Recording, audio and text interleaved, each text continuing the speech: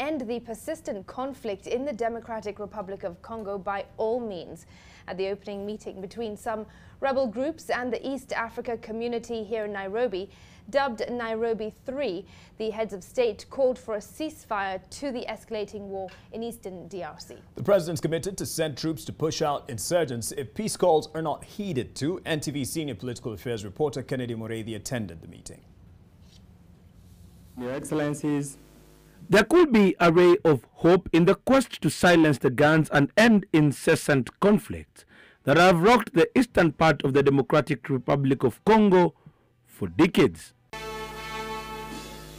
East African heads of state, either virtually or physically, through self or by representation, attended a high-level meeting that brought together some armed groups that have been operating in the eastern parts of Congo in areas such as Goma and Kivu. The heads of state committing to do whatever it takes to end the conflict. My government assures you, Your Excellency, and the people of the Democratic Republic of Congo, as well as the entire East African region and Africa at large, of Kenya's unwavering support and of our determination to stay this course together until the job is done.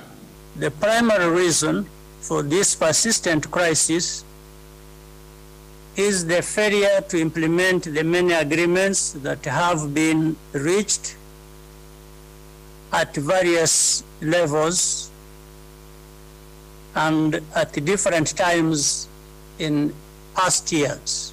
If there is any Congolese group that does not respect the formula reached after the dialogue,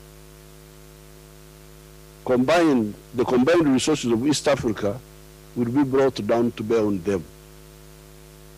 No force can defy the combined effort of East Africa. I am sure of this. We commit to do everything possible to ensure the success of this initiative.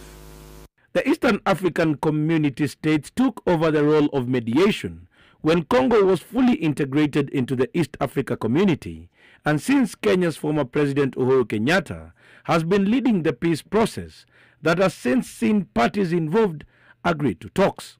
Nyinyi wenyewe mkubali ya kwamba nchi ni yenu na mnaitakia amani na mnataka sasa majembe, vyombo vya kujenga manyumba, muweze kuhakikisha ya kwamba utajiri wa Kongo ni wa kuwasaidia, sio wa kumwaga damu zenu.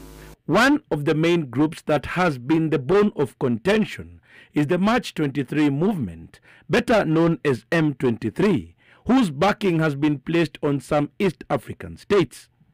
2 weeks ago, the rebel group agreed to separate talks with President Kenyatta and the head of the African Union-led talks, Angola President João Lourenço. Indeed, having been to Goma and listened to stories of the suffering that people have gone through for so long, I am more convinced that no effort should be spared in bringing peace and stability to the eastern side of the Democratic Republic of Congo. I think these groups can easily be dealt with by combining the political and, if necessary, the military.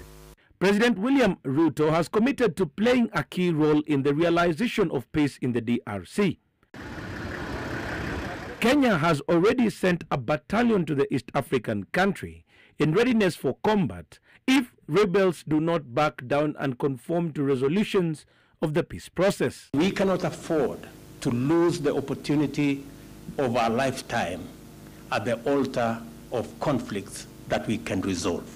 For President William Ruto, the peace and stability of the region is key, even as he calls on other regional leaders to exert all their efforts in making sure that the eastern part of Congo is peaceful in an effort to stop speaking about conflict and speak more about development.